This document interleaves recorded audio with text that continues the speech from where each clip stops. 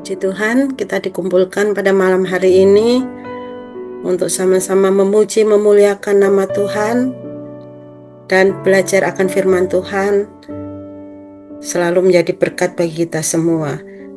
Mari kita semua berdoa. Bapa di surga, dalam nama Tuhan Yesus Kristus, kami mengucap syukur, berterima kasih untuk pada malam hari ini Tuhan, karena kebaikan-Mu, karena kasih anugerah-Mu, kami boleh ada berkumpul di fellowship ini, dan kami percaya apa yang kami lakukan beribadah kepadamu menjadi berkat bagi kami semua, dan kami percaya lewat apa yang akan diberitakan boleh termeteraikan di hati kami, dan kami menjadi pelaku-pelaku firman-Mu, karena kami percaya di dalam Tuhan Yesus ada kekuatan yang luar biasa.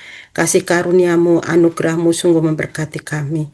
Berkatilah kami semua, pendengaran hati, telinga hati kami. Engkau memberkati kami sehingga ada selalu ucapan syukur di dalam semuanya itu.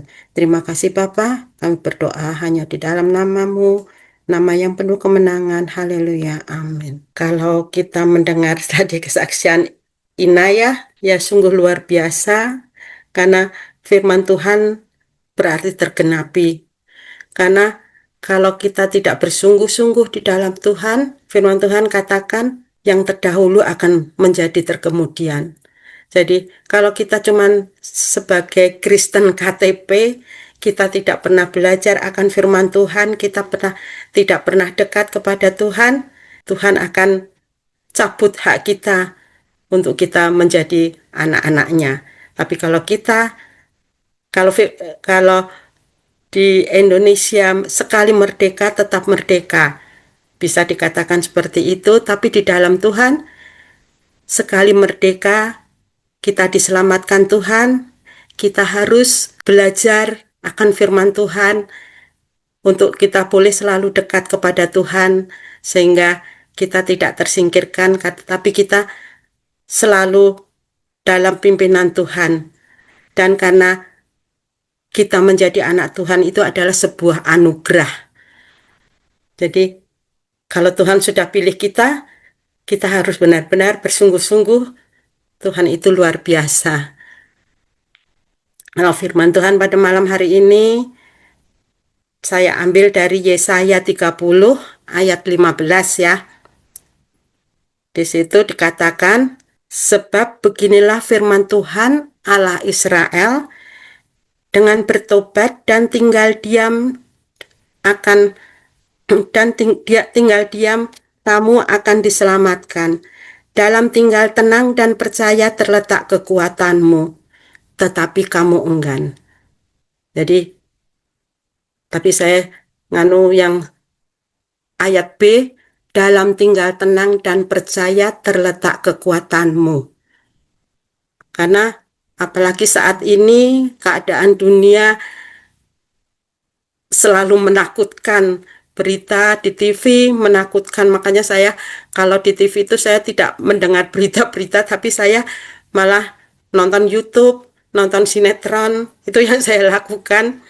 Jadi karena kalau kita melihat hal-hal di dunia, peperangan di mana-mana, kemudian kita sendiri di dalam negara ini ekonomi tidak stabil, banyak PHK dilakukan, banyak anak-anak kita yang mencari pekerjaan mungkin susah.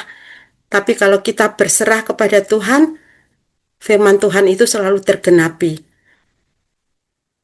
Kalau kesaksian saya ya, saya puji Tuhan, saya punya anak-anak itu cari pekerjaan bukan karena bantuan orang, tapi mereka punya inisiatif sendiri. Dan anak-anak saya berserah kepada Tuhan lewat doa kita juga sebagai orang tua. Mereka sungguh luar biasa. Mereka bisa bekerja dengan mendapat mungkin posisi yang baik. Jadi kelihatannya orang-orang melihatnya kok enak banget ya anaknya ibu itu bisa kerja.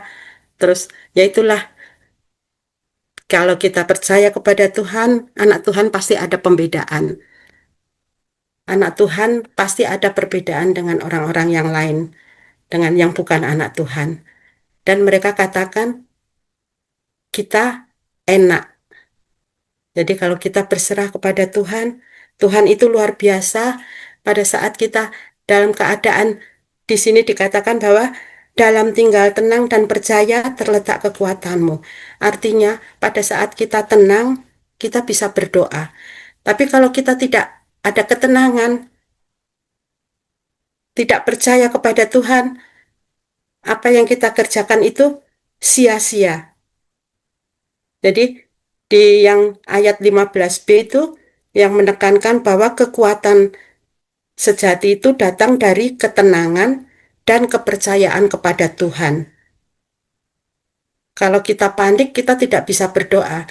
Pernah saya alami itu karena pada saat saya baru pindah ke sini, kemudian saya ternyata pesanan kue banyak, terus ada tetangga kebetulan depan rumah, akhirnya sering telepon ke rumah saya.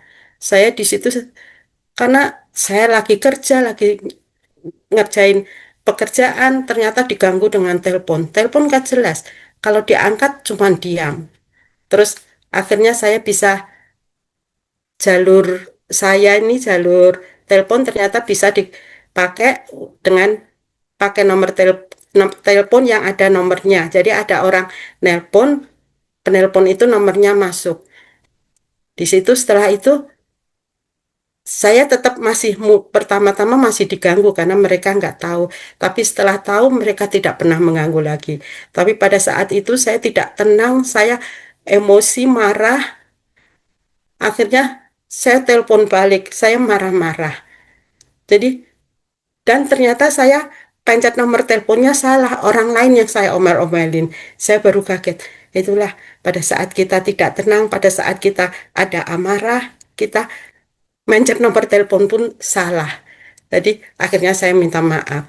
Jadi di situ saya kebetulan di gereja saya ayat firman ini yang dipakai untuk Jadi menekankan bahwa dalam tinggal tenang terletak kekuatanmu.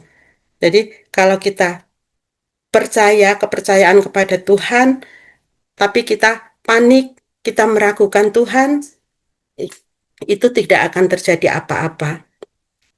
Dalam tinggal tenang artinya tidak panik, tidak ceroboh, karena kalau kita tidak tenang, apalagi kalau kita disertai emosi, itu pasti apa yang kita lakukan, kecerobohan, kesalahan-kesalahan itu pasti kita lakukan. Tapi kalau kita benar-benar tenang, tidak terburu-buru, apalagi saat ada masalah, kita berdoa kepada Tuhan, kita percaya dengan keyakinan penuh bahwa Tuhan akan memberikan pertolongan, kekuatan, dan pemeliharaan atas kita, hidup kita pasti diberkati. Meskipun mungkin saat ini orang pada mengeluh apa-apa serba mahal, tapi kita yakin dan percaya, kita naikkan doa kita bahwa Allah yang kita sembah itu Allah yang akan menjadi pemelihara kita. Jadi kalau kita tenang, kita tidak akan sembrono, tidak akan panik, kita tapi dalam ketenangan itu kita harus percaya sepenuhnya kepada Tuhan. Dan di situ dalam ketenangan itu pasti akan ada damai sejahtera yang Tuhan nyatakan sehingga ketakutan itu akan hilang. Karena di 1 Petrus 4 ayat 7 ya. 1 Petrus 4 ayat 7 dikatakan kesudahan segala sesuatu sudah dekat.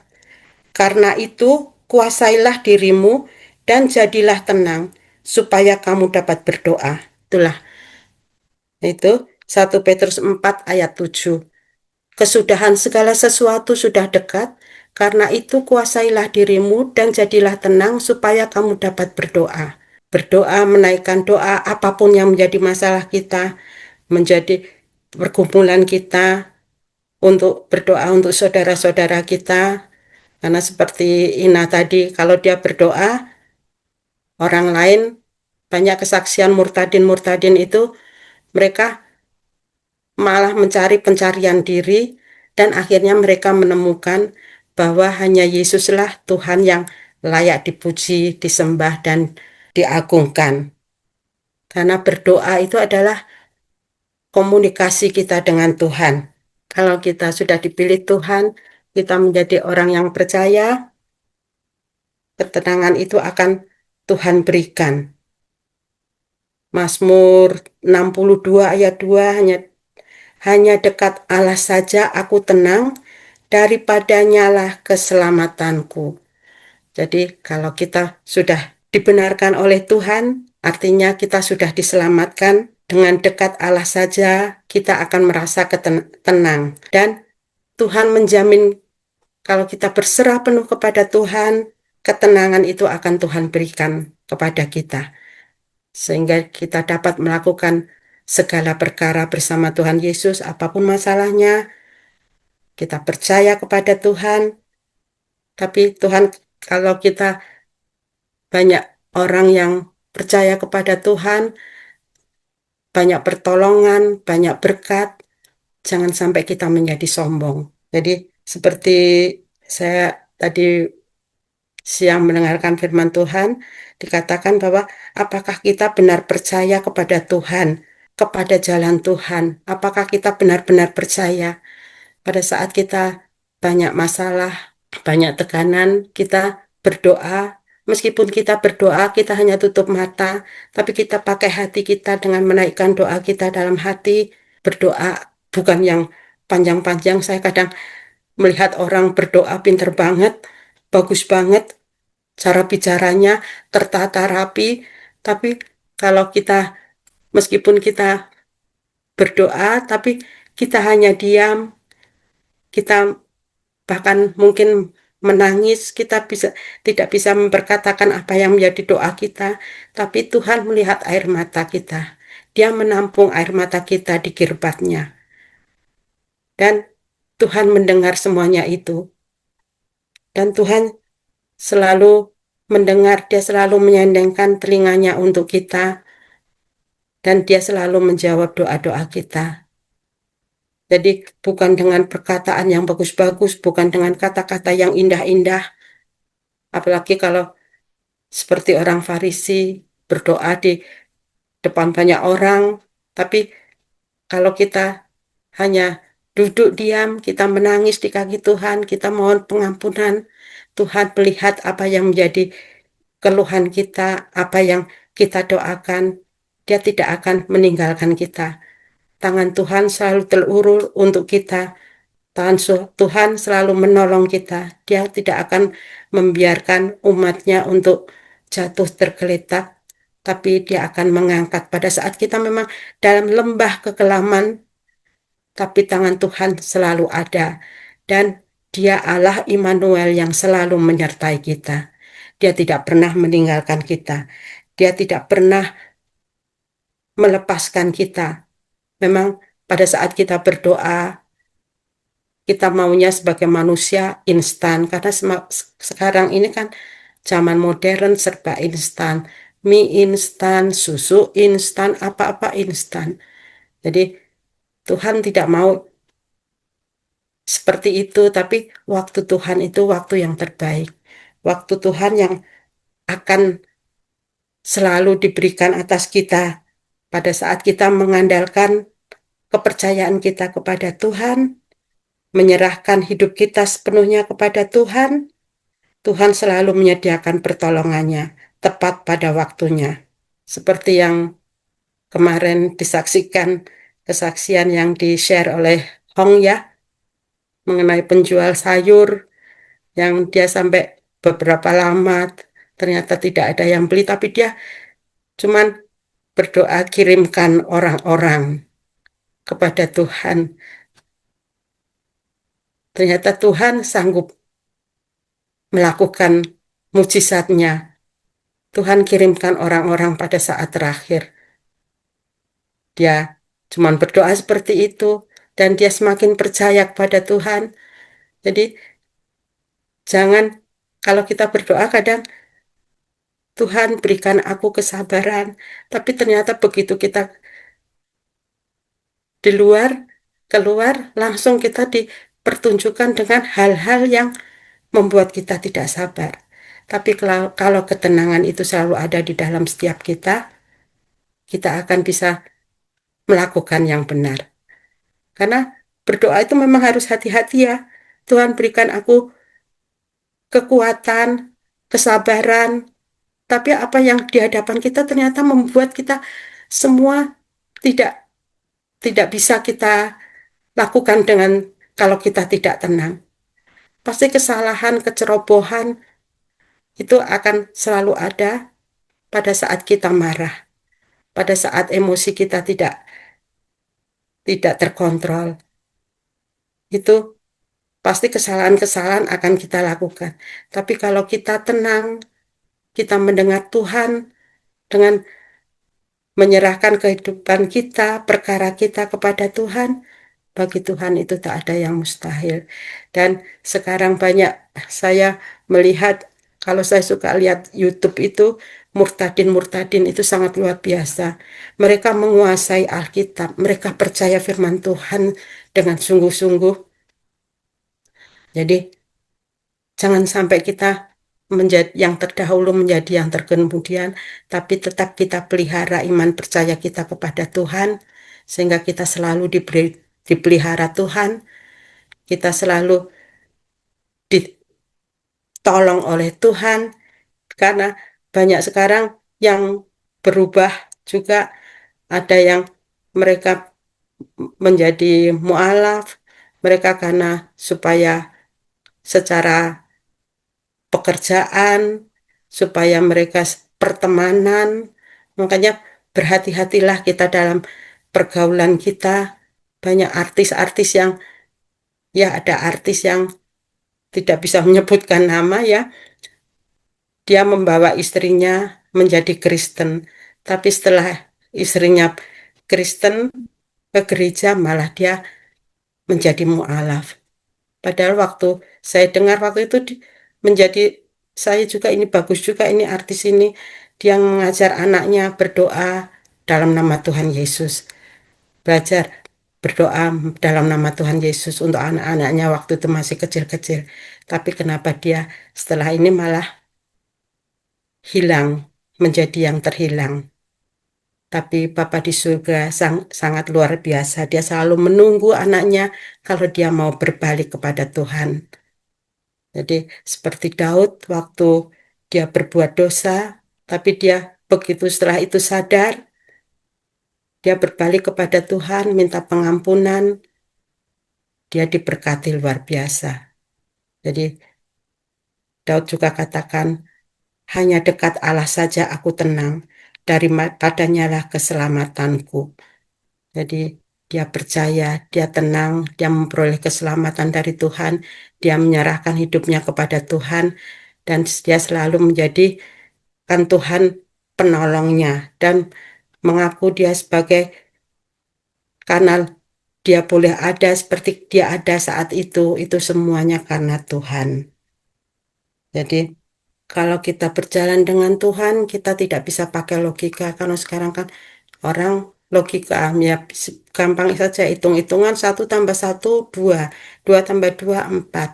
Tapi Tuhan kasih 5 roti 2 ikan, sanggup memberi makan 5.000 orang laki-laki, bahkan sisanya 12 bakul.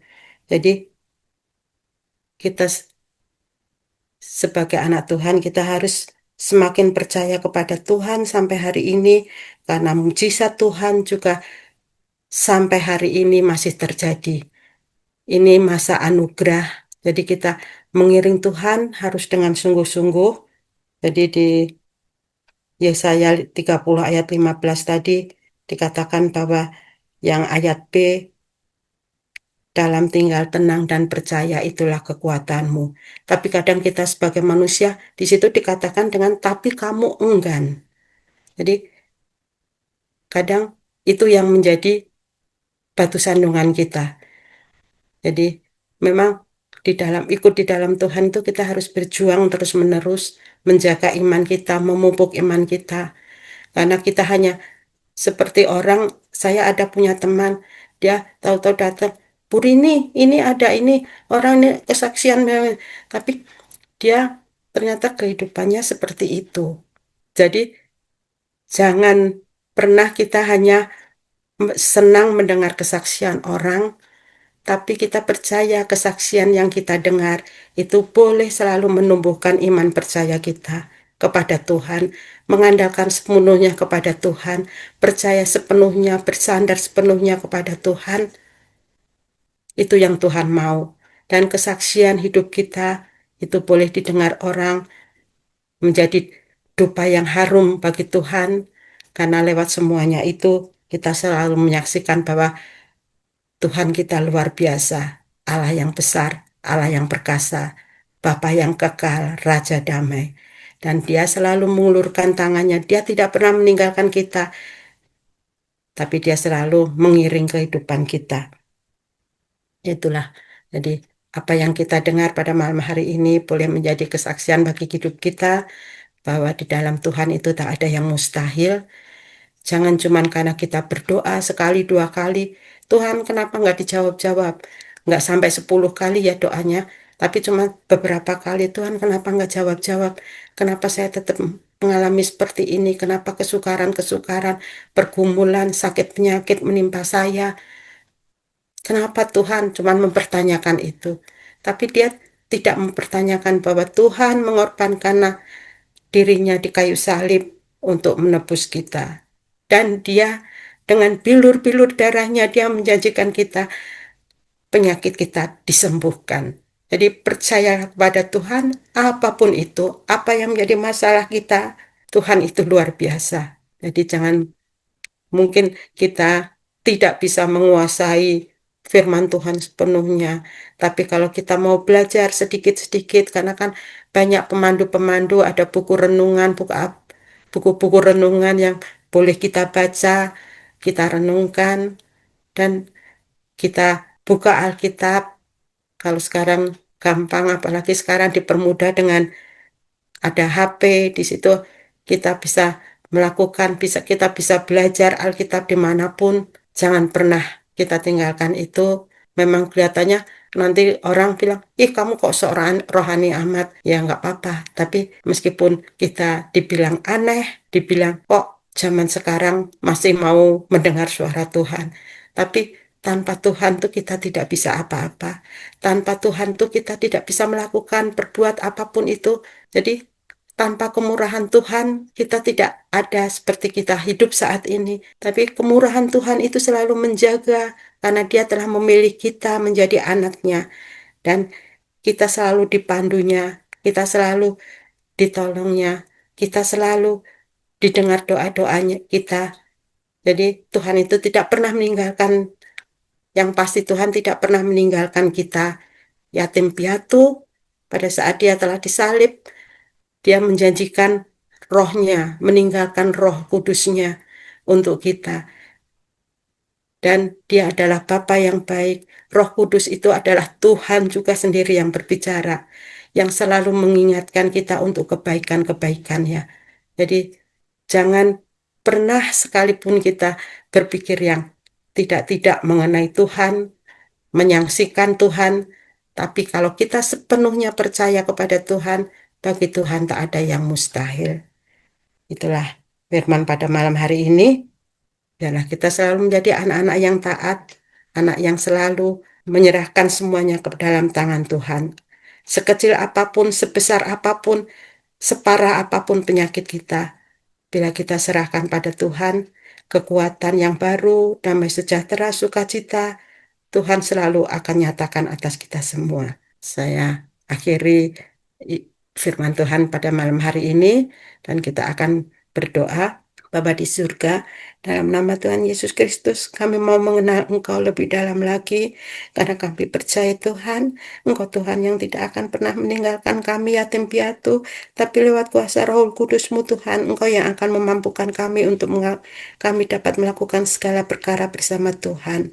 Bagi Tuhan tak ada yang mustahil, pertolongan-Mu selalu ada bagi kami semua. Kami tidak tahu apa yang menjadi permasalahan teman-teman kami pada malam hari ini, Tuhan Yesus.